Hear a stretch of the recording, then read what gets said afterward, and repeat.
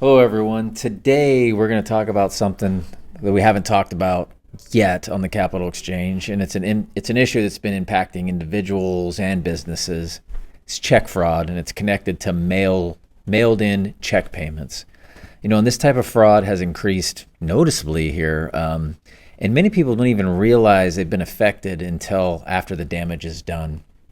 So, what's happening? Checks are being sent through the mail, and they're actually being intercepted during the mailing process. Instead of simply stealing the check, as many of you might suspect, the fraudsters here, they're altering the check, right? They change the payee's name while keeping the original check number and amount. Because the amount of the check and the number match what was originally issued in these cases, the check can clear the sender's account without raising any red flags or immediate concerns, right?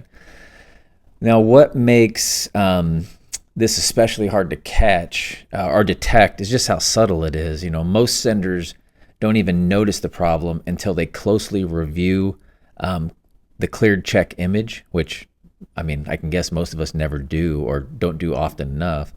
And in many cases, you only find out about the check fraud when you receive a past due notice from the company that you thought you were already paying. Another common detail that shows up is on the back of the check. Instead of the traditional endorsement, where you sign the check, many of these altered checks show for mobile deposit only or mobile check deposit information, indicating they were deposited electronically rather than through standard in-person methods, right? Again, making it harder to detect in real time.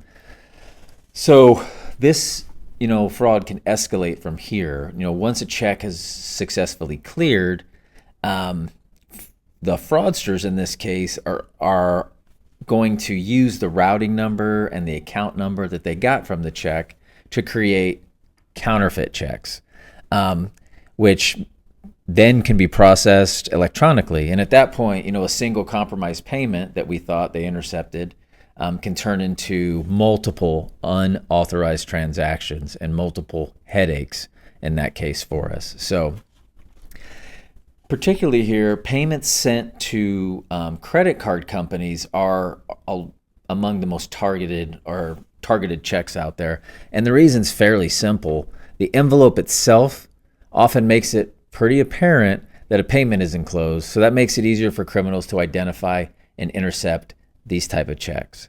So given the increase that we're seeing in these type of incidents, mailing checks now carries much higher risk than many people realize.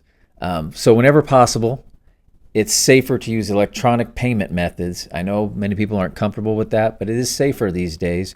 Or if you can, physically deliver the check without sending it through the mail, just to remove or add that extra layer of protection. Because some of these losses can be covered, obviously, depending on the financial institution. But there have been some cases where the amounts involved were large enough where a full 100% recovery wasn't likely or wasn't able to be processed. So here, the best protection, again, is just to be aware of the situation, paying attention to how your payments are sent, and reviewing those check images regularly if you are sending a lot of checks for payment via mail. Doing all those can make a real difference here. So pay attention, and we'll see you next week.